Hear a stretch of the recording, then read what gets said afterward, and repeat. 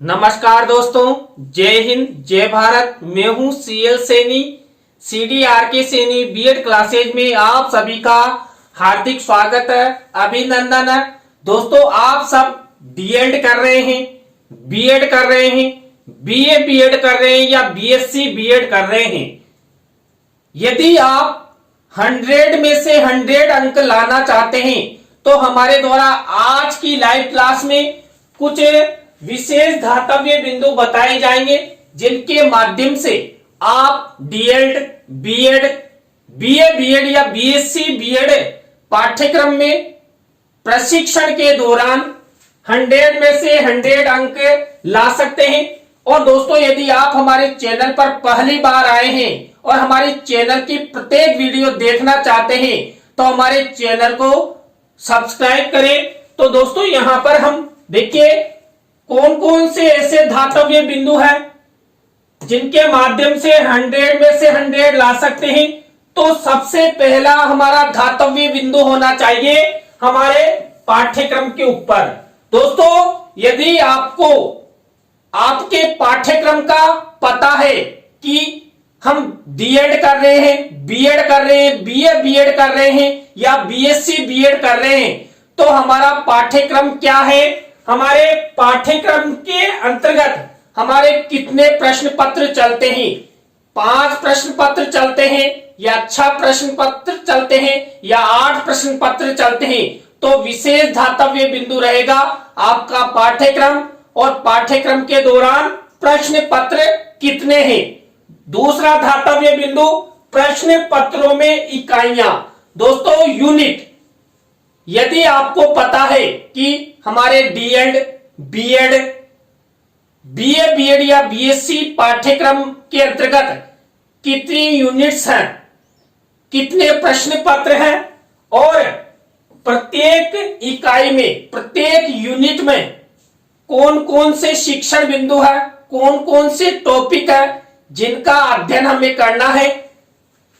इसके बाद दोस्तों, यदि आपको प्रश्न पत्र का नाम याद है, कितनी इकाइयां हैं और उन इकाइयों में जो टॉपिक है उनके बारे में पता है, तो आप उन शिक्षण बिंदुओं के आधार पर आपको नोट्स बनाने चाहिए या आपके प्राध्यापक, आपके प्रशिक्षणदाता द्वारा आपको पढ़ाया जाना चाहिए या आपको खुद के द्वारा ही उन शिक्षण बिंदुओं पर नोट्स बनाया जाना चाहिए। तभी जाकर आप इस पाठ्यक्रम में एक मजबूत स्तंभ लेते हुए आप 100 में से 100 अंक ला सकते हैं। तो यहां पर मेरे द्वारा पाठ्यक्रम के दौरान ये कुछ धातव्य बिंदु बताए जा रहे हैं, तो ये आपको विशेष ध्यान रखने हैं। और जो आप द्वारा जो नोट्स बनाए गए उनको प्रतिदिन नियमित रूप से कम 2 घंटे का समय पढ़ने के लिए देना होगा। तो आप बीएड, डीएड, बीए बीएड या बीएससी बीएड पाठ्यक्रम में अच्छे अंकों से 100 में से 100 अंक आप आसानी के साथ ला सकते हैं। इसके बाद दोस्तों, दूसरा बिंदु मैंने लिया है प्रायोगिक सामग्री पर विशेष ध्यान। देखिए, आप बीएड करते हैं, डीएड करते हैं, बीए बीएड करते हैं या बीएससी बीएड करते हैं, तो उस दौरान आपकी प्रायोगिक सामग्री अर्थात कई प्रकार की डायरियां आपके द्वारा बनाई जाती है। तो उन डायरियों पर आपको विशेष ध्यान देना है।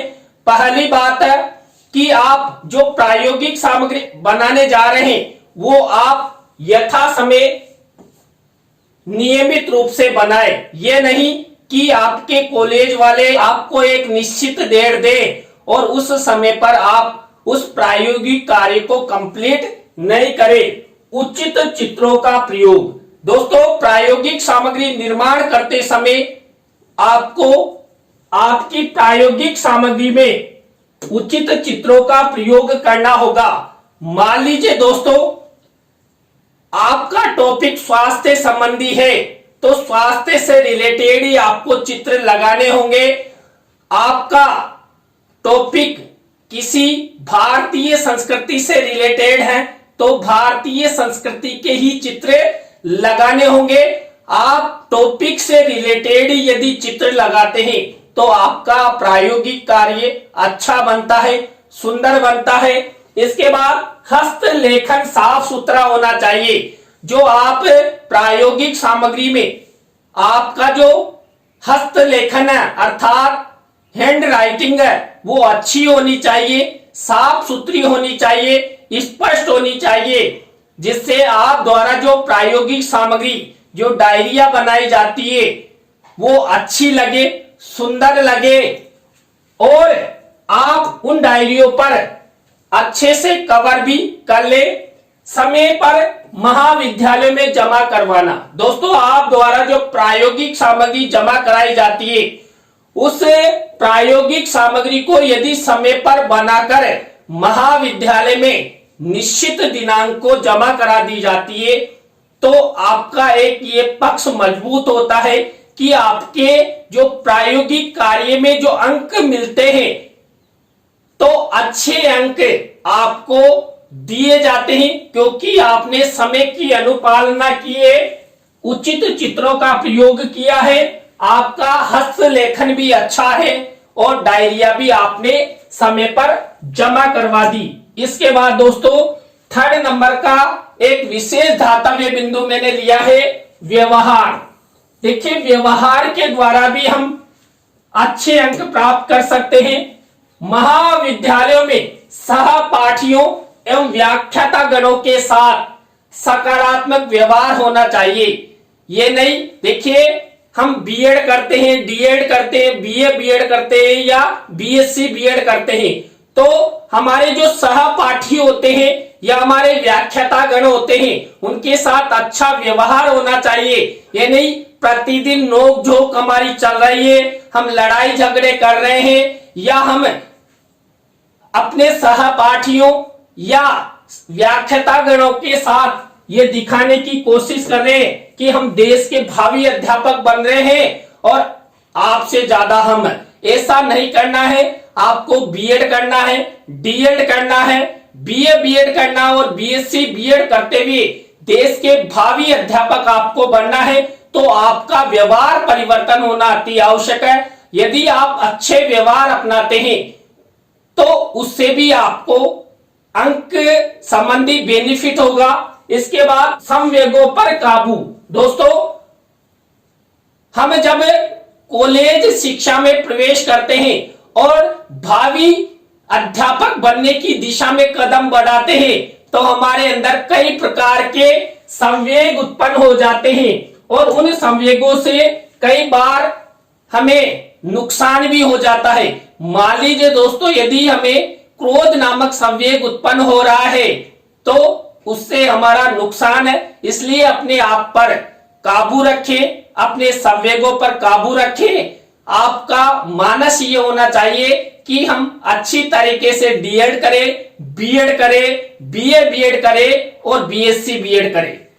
अपने काम से काम। देखिए, कई प्रशिक्षणार्थियों की आदत होती है कि वो ना तो खुद का कार्य करते हैं, ना समय पर डायरी बनाते हैं और अपने सहपाठियों के साथ, अपने व्याख्याता गणों के साथ नोकझोंक करते रहते हैं। तो ऐसा नहीं करना है।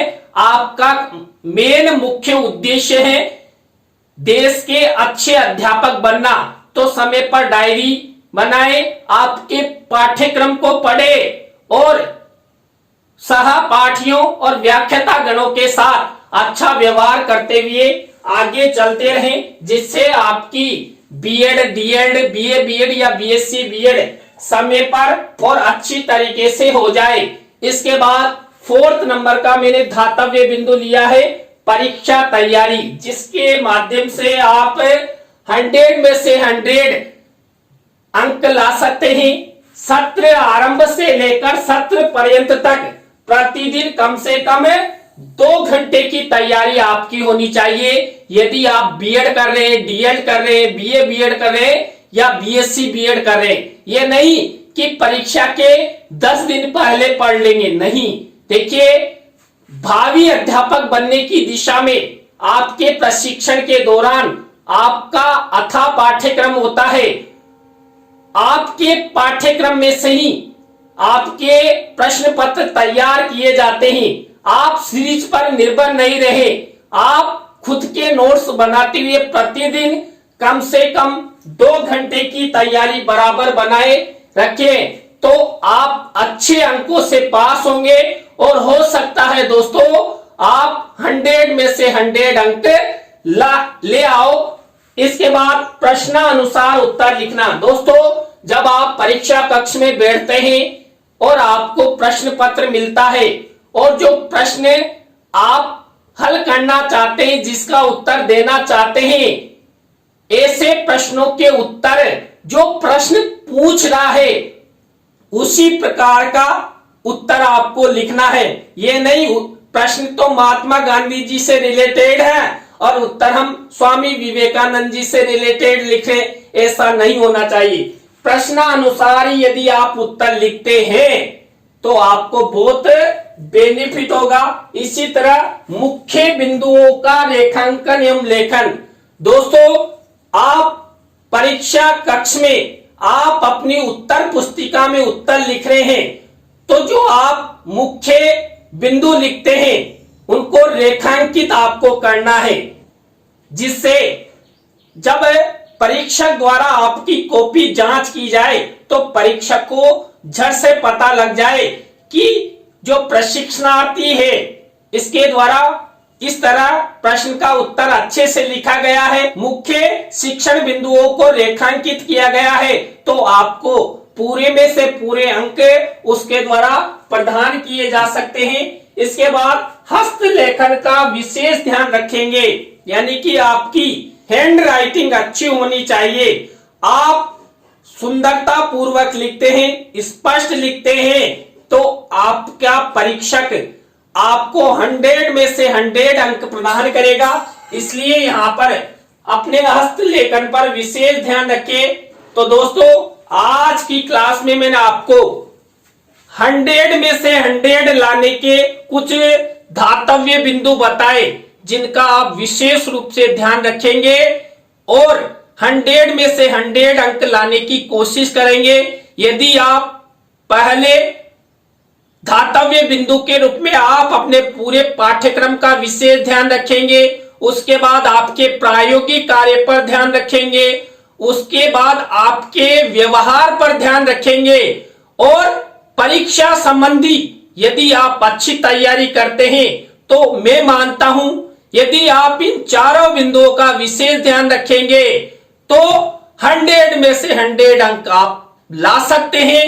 तो दोस्तों यदि आज की क्लास आपको अच्छी लगी हो तो लाइक करें, कमेंट्स करें और अपने अपने दोस्तों को शेयर जरूर करना। और इसी तरह दोस्तों आप हमारे चैनल का सपोर्ट बनाए रखेंगे तो हम आपके लिए इस तरह के मोटिवेशनल वीडियो, इस तरह आपको सलाह प्रदान करने संबंधी वीडियो भी लाते रहेंगे। तो दोस्तों आज की क्लास में बस इतना ही। न्यू क्लास के साथ हम आपसे फिर मिलेंगे CDRK सैनी बीएड क्लासेज में। जय हिंद, जय भारत, राम राम सा।